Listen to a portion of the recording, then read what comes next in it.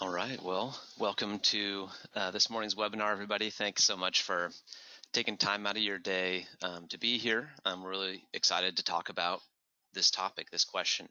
Are you measuring the right data? So for those that have been to the webinars that we've done before, you probably have a bit of a feel for kind of the cadence and how things work. But just so that you're aware, first of all, we will be recording this. So if you have to cut out or you want to share it with somebody later, you'll have the ability to do that.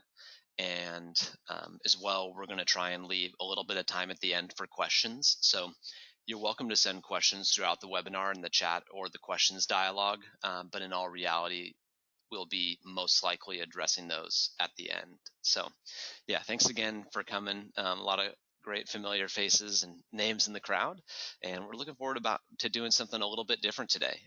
So just as a quick introduction for those that haven't met us before, my name is Eric, and my colleague Kirk is on the line and will be sharing today as well.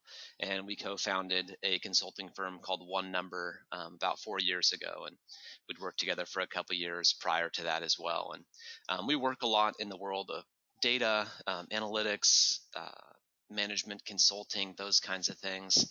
And if you've been to one of these webinars in the past, maybe you've come for some sort of technical reason, like we're helping you solve a problem, but we want to do something a little bit different today, especially with the world changing so much. We thought that, this maybe more than any other time is a great time to take a step back and just ask the question, am I or is my organization really even measuring the right kinds of things?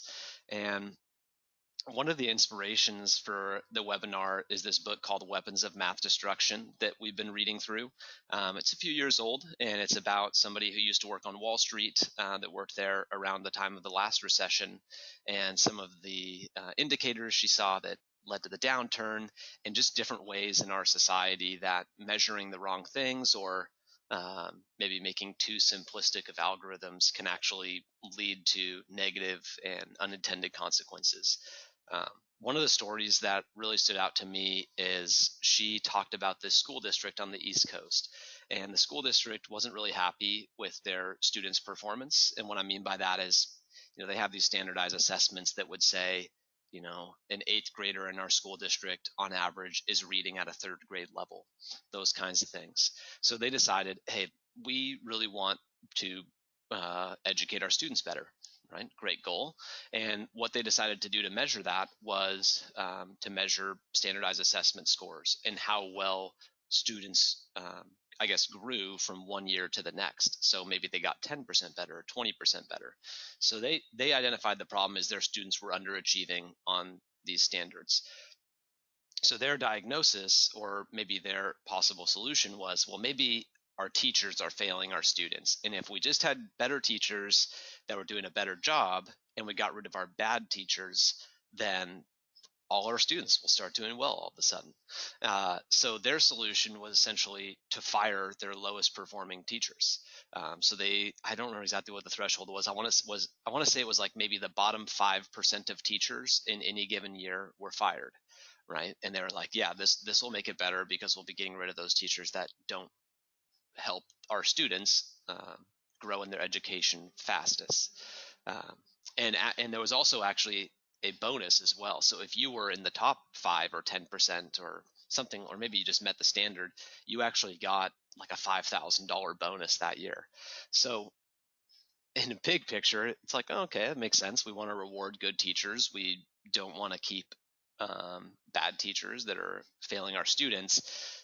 But they had some unintended consequences, and the story followed a couple teachers that were honest. They were good teachers. They did a great job. Everybody spoke really highly of them, but they were fired. So then you might wonder what went wrong, and some of you probably can already kind of guess. So some teachers cheated, right? If you could make an extra $5,000 and save your job by erasing a few scantrons, right? There are people that would do that. And they don't know that for sure, but they looked at the number of erasure marks on scantrons, which are the little test forms where you fill out the A, B, C, D, and they found that on those standardized assessments, erasure marks went up like 50% over a normal test. So they had a pretty good sense that maybe there was some outside forces that were changing scores. Um, Other things that went wrong, well, if you have a class of 20 or 30 students, that's a pretty small sample size, right? So you might be a great teacher for 5 years in a row and just have a tough year where maybe there's some distracting students or something like that. So just because one bad year, you could get let go. And then some good teachers maybe just have classes with different needs, different levels of learning, and different difficulties. And so um, all those were different complicating factors. So I think the question that they had to end up asking themselves was, is measuring standardized test score improvements over a 9-month period really the best way to measure the performance of a teacher?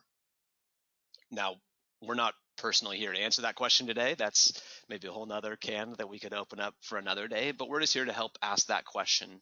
And throughout the course of this webinar, maybe help point you in some directions that if you're asking that question of yourself, you can like have this discussion with others or open up this dialogue with colleagues in your workplace. So I'm going to go hand it over to Kirk, who will kind of be doing a bit of a back and forth here today, and he's going to share some other maybe more personal examples where we've seen this in the work that we've done.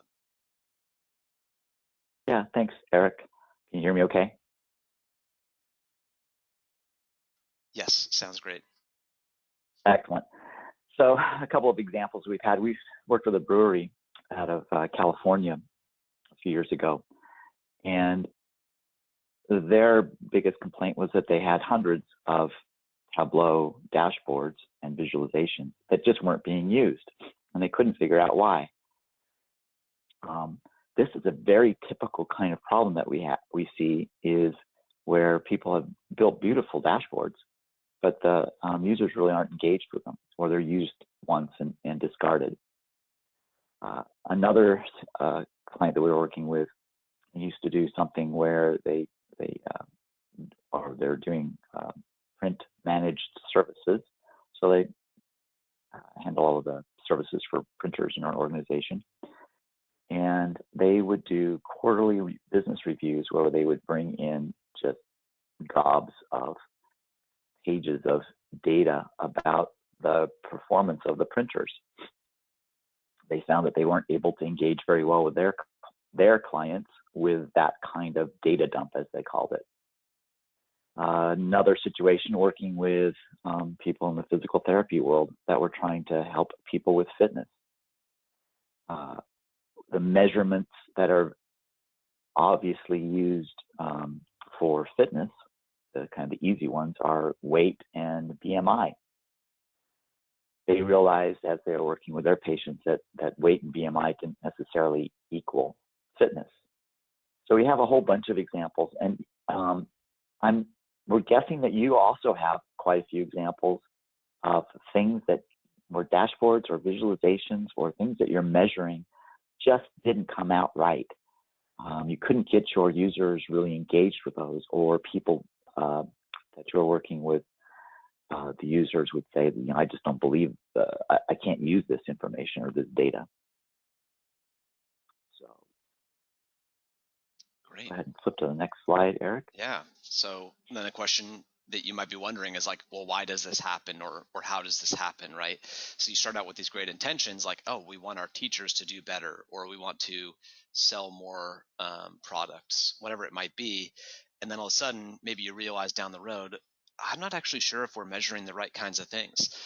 So a few of those things that we see that can be roadblocks for this, one is just struggling to answer that question: what are we trying to accomplish, right? So like for the school district, we want to have better educational outcomes for our students.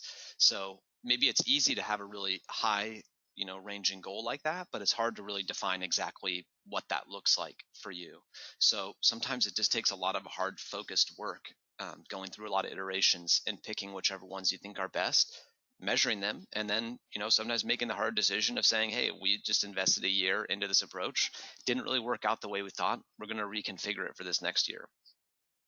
Another thought is that just because something can be measured doesn't mean that it's necessarily going to be helpful and meaningful. And so I'm sure you've seen that in your organization. If you access your database that you use on a regular basis, probably 90% of the things that are in there you never even use or touch because it's just noise that's being added. sometimes people settle for proxy accomplishments. So I would say it's easy to settle one step too soon.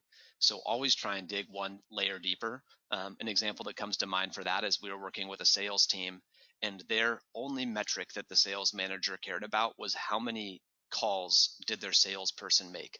That was it. They didn't care how many sales they closed, how many dollars that was worth. So as long as you did your 70 calls a day, you were on their good list, whether or not you were actually even doing a good job on those calls of selling their product, right? That's crazy. I mean, I can understand that maybe you want people to try and make more calls in general, but if that's your only measure of success, that might not really pan out in the long term, and it didn't really for them.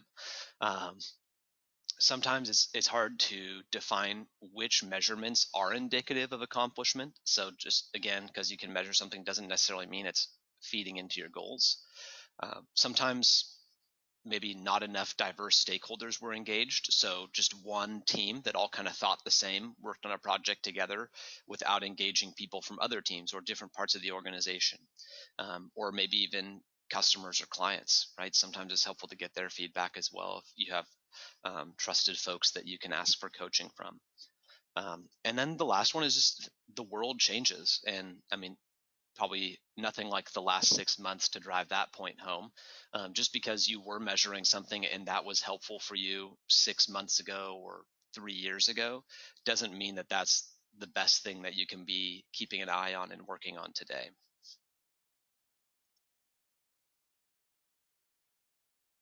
So some alternatives that we've seen employed or that we've actually employed. The first one is the kind of the easiest one: just give up and just keep on doing what you're doing. We've always done it this way. Let's not change anything. Another alternative that a lot of people do is just keep guessing. Like in the brewery's case, that they just kept on coming out with new dashboards. They just kept on guessing at what they thought the stakeholders might need, and their experiments didn't work out for the most part. Another option that we see a lot is where people say, I just need to make these dashboards more beautiful. These visualizations need to have more pop. It's certainly an alternative. But there's other alternatives that we want to go through today that have been successful for us. And that is they're replicable. We can do the same process over and over. We have systems that we can use that get us to better outcomes.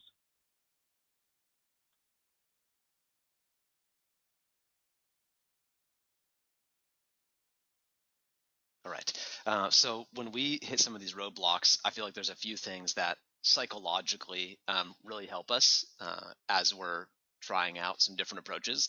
The first is a willingness to admit that we don't know. And in some ways that comes easier for us because most often we're brought in as outside consultants.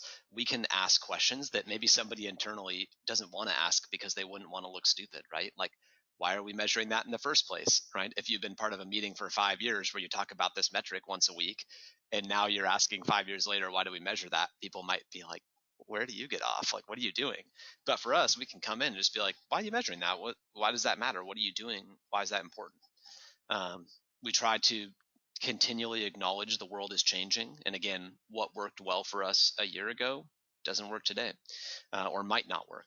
And then the last thing is that we just try to be open to continually experiment and try different things, because nobody has 100% success rate on their first try.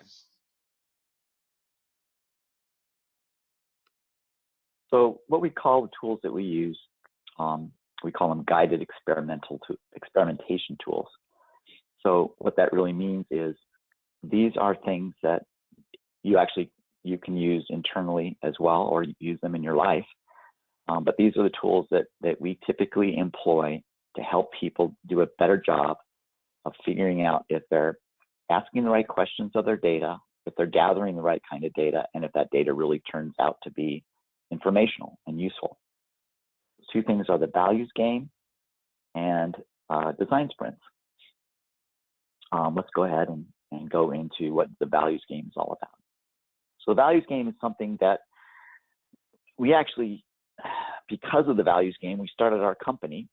And Eric, if you don't mind me sharing this, the values game is one of the reasons why Eric and Ashley got married a couple of years ago. I think you might agree with that, Eric. Yes, that's true. So essentially, there's a definition of what values are. And we use the values game in two different worlds. One is kind of the personal world. That is, how do you make decisions based upon your own values? And we start out with a bunch of 3x5 cards, or we do it electronically. But anyway, this is basically a list of a whole bunch of different values. We have people go through and sort those cards by the things that are most important to them. And then we throw it into a spreadsheet. So in this particular case, this is the values game from a personal standpoint. Values game really is a decision-making tool. In this particular case, on the far left side, you see a list of values, and they're different weights. That is, the higher the number, the more important it is to somebody. Or to, in this particular case, to me, I guess, in January of 2017. Across the top are different alternatives. So in this particular case, this is being used for making career choices. What we use then is based upon your values and how well a particular alternative matches up with your values. We do some weight or some math and come up with a number that leads us to kind of better clarification on the decision we might want to make. In this particular case, being whatever our front manager might be, came out the highest. A cat wrangler came out pretty high too. There's a whole bunch of more stuff that or a whole bunch of other things that go into the values game beyond this on the personal side, but this just gives you a flavor for what the values game is all about. So it's a way to understand what your values are, sort them by the most important things, and then use it to make decisions. So we also have a variation of the values game. I'll go back one slide. That we use for organizations. So we use the same kind of concept. What values are really important? So the values that are really important in this particular case are actually across the top. This is something that or an example of something that we did for a company that was trying to evaluate colleagues, like who they want to hire. Basically, it was how do we go through and figure out who we should filter through to do interviews and who should we offer jobs to. So values are across the top. These are the most important values to the organization for colleagues. And then we measured how well the different applicants met those values. Then based upon this, they were able to use this tool to better determine who they should hire. And actually, this has been really successful. You use it for companies like Whole Foods and anyway, a bunch of other kinds of companies. We use the same kind of format, though, for all kinds of decision making. So the key to it is to do a really good job of understanding the factors that are important for the decision that's being made. Then using this tool, you can better clarify what the best decision might be. Now, this isn't perfect in any way, but it does clarify a lot of things and helps you hone in on what's really important to you. So we modify this every time we go into any kind of organization, but we try to go through a values game and really figure out what values are important in a decision-making process. Yeah, thanks, Greg. And I'm going to flip to the next slide in a moment, but just a little bit of ad lib here. I was just thinking that, if you're wondering how does this practically tie back to what we were talking about earlier, one of the things that you could be evaluating with the values game is what are some measurements of success that we could potentially utilize in our reporting, and you could rate them, right? You could figure out, okay, well, standardized assessments, that's one way of measuring student improvement, but it's not the only way, right? There's also other opportunities. You could just measure their class grades, or I'm sure school districts have a whole variety of measures that they use to see how a student is doing. And so they might even, put 5 of those different measurements through a system like this to figure out which of these or which combination of these are going to be most helpful for us to measure and analyze and improve upon to get better student outcomes.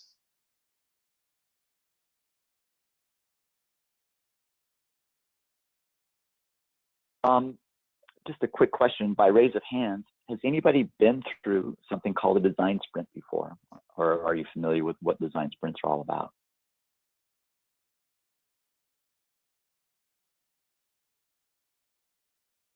Looks like a few people have been through a design sprint. Essentially, a design sprint is the process that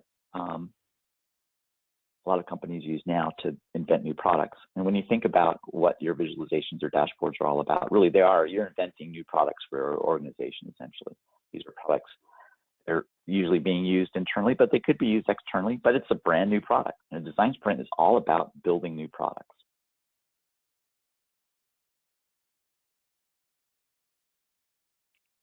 In a design sprint, really what we're trying to do is start with the top there, understanding the big picture, look at lots of examples, and then look at lots of examples of what other people have created. Sometimes it's hard to just invent something from scratch. Do a bunch of brainstorming, then converge on a prioritization, like these are the things that are really important to us. Actually, we include using the values game in this process as well. Do some what ifs, some prototyping, some whiteboarding, test and validate those prototypes, making sure that people are on board with what we've come up with or what the group has come up with. Iterate and polish, and then deploy, and then start all over again. So it's a big circle of making sure that your product that you've created is really focused on what people are trying to achieve. What we see quite frequently is by not employing the design sprint right off the bat, like lots of times we'll go into a project and people just want to start creating dashboards without doing the design sprint. We always end up going back and doing a design sprint. Almost in every case, even when we think we know what we want, we end up having to do a design sprint because it really helps us focus on better solutions.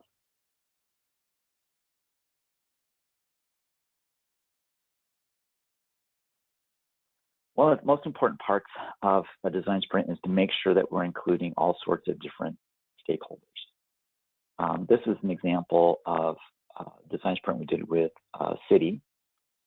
And in their particular case, they had stakeholders that included their customers in the public and activists out in the public. They also needed to include the mayor and the council, their executives within their organization. There's managers and project managers and individual contributors. As we did design sprints with the city, we tried to include all kinds of stakeholders. And by expanding that stakeholder scope, we really were able to better inform what their dashboarding products needed to look like. So one of the things we always encourage, and we use different techniques to make sure that all sorts of stakeholders are involved, is to expand that stakeholder population in the design sprints and in the values games.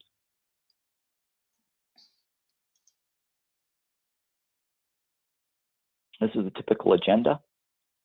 So those first 4 or 5 things take 2 or 3 hours, and the rest of it that we went through before usually takes several days. But we try to get this whole thing done within a week, like in a 5-day process time frame. So it's a very fast process, and it's really cool to see what comes out of it. Yeah, great. So just as a brief example of that, speaking to that example where we were working with the municipalities, public utilities, this is a small screenshot of part of a bigger report they were putting out. So what they would do is they would publish this Word document once a quarter so that, maybe an informed stakeholder could look into how's this utility doing? Are they meeting health regulations? Are they limiting their sewer overflows? Are they picking up trash on time? Those kinds of things.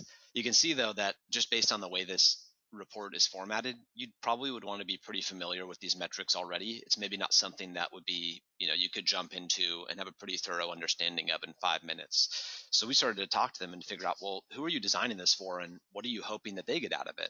And it turns out there were several different audiences. So just to show you a couple of the different prototypes we went through with them, one of those prototypes was maybe something more like a report format.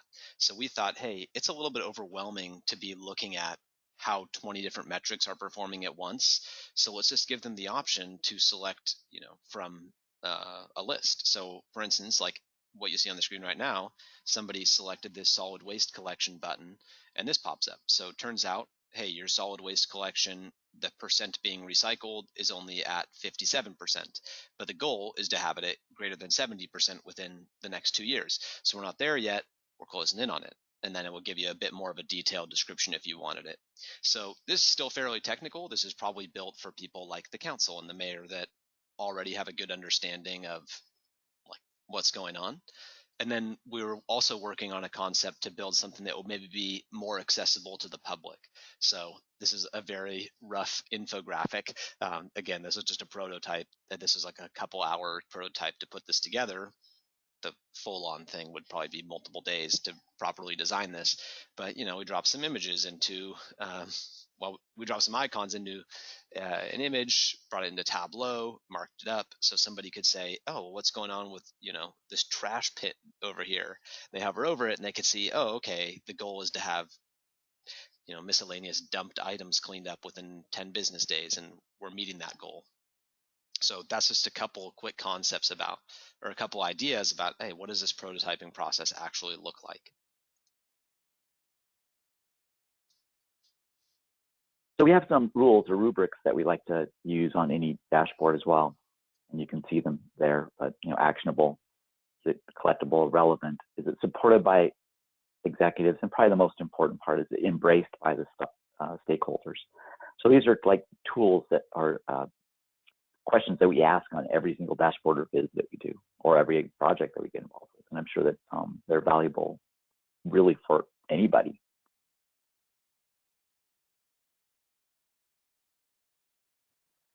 Then we went back and looked at, why do some of our projects really succeed and maybe why do some fail? These are really the things that we've seen as typical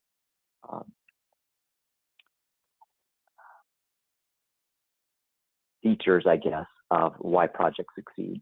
And the one we really want to highlight is get started before getting the data perfect. So in your prototype process, it's okay to have concepts where the data hasn't been perfected yet.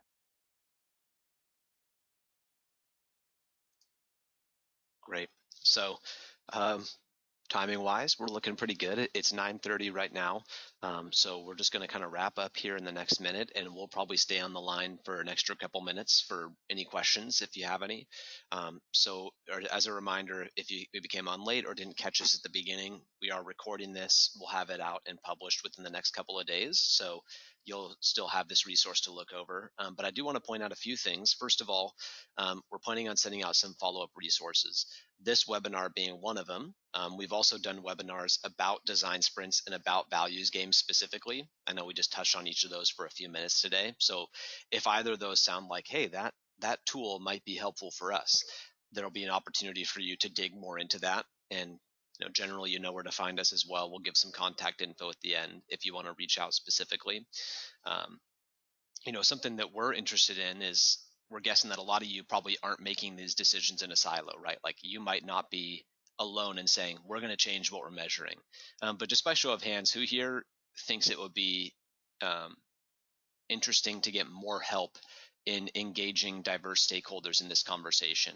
Like maybe there's a team member or an executive that you would like to bring up this conversation with, but maybe they're hard to approach, or they don't have a lot of time, or whatever it is, and having more resources around this would be helpful. And you can do the raise of hands in the little attendees window, I think is what it's called.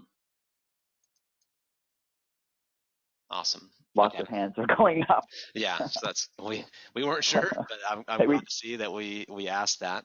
Um, so yeah, thank you for that feedback and for the raise of hands. We'll take note of that. And then another thing would just be that you're always welcome to reach out for us for help getting started on this process, right? So, and part of that, we want to do for free. We don't want you to feel like, I'd really love to talk to these guys for 30 minutes, but they're going to charge me. No, we're not. So one thing is we're happy to kind of play stupid to you and do a review of your current visuals and ask questions like, well, why are you measuring that? Or why are you showing that? Who's using that? Why? How? Those kinds of things. And we're happy to run you through what we call the so what test. So, you put all this effort into this. Okay, you're updating this thing every day. So what? Like, what is changing, or how is the organization better for having this, right? So we're happy to help in that way. and And one of our greatest strengths is that we're kind of stupid about a lot of stuff, right? it's helpful. Yeah. Uh, and so, yeah, we just want to open the floor now for any questions. So if you want to use the chat or the questions dialogue, we're just going to put ourselves on mute here for a little bit, give you a chance to type those up, and then we'll go ahead and after that, close out, leave our contact info on the screen so that if you want to reach out directly and don't have an email address just now, then you can. I see one question. How long does the values game take? So there are two kind of versions of the values game. One is for personal stuff and one is for corporations. The personal version of the values game usually takes about an hour or two to go through. And what's cool about it is from a personal standpoint, you come out of it with actions that you need to do to be able to accomplish whatever the decision is that you've made. The corporate or organizational values game usually is about a 4 to 8 hour process. Usually because we've got a whole bunch of stakeholders and there's a lot of going back and forth on what values really are and honing in on all those kinds of things, and then going through lots of different decision examples.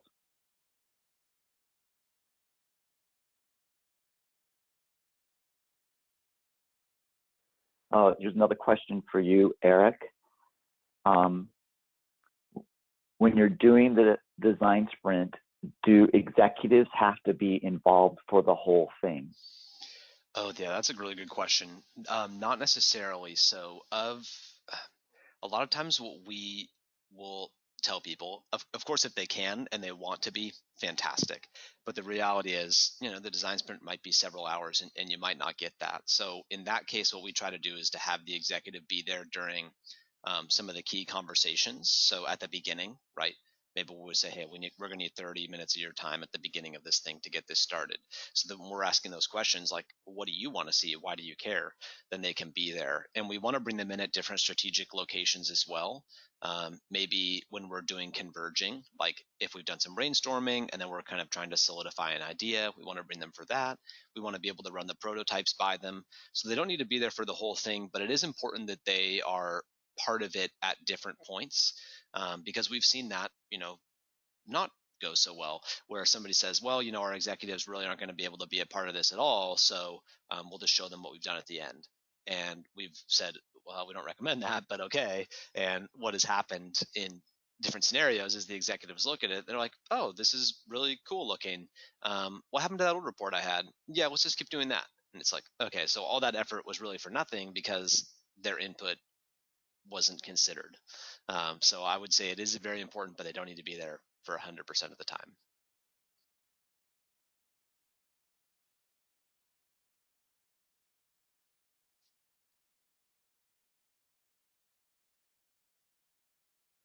And I'm not seeing any of the questions, Kirk. I don't know what I'm doing wrong on my side. So if there's anything else, No, you're feel free fine. to keep reading them out. No, that's it. Okay, cool. Well, if you don't have either of our contact info, this is a great just kind of generic email that will get to the right place. It's just start@onenumber.biz. You're welcome to email that with maybe any follow-up questions from this webinar, or if you say, hey, and maybe a design sprint will be helpful for me, or maybe the values game would be great for my team.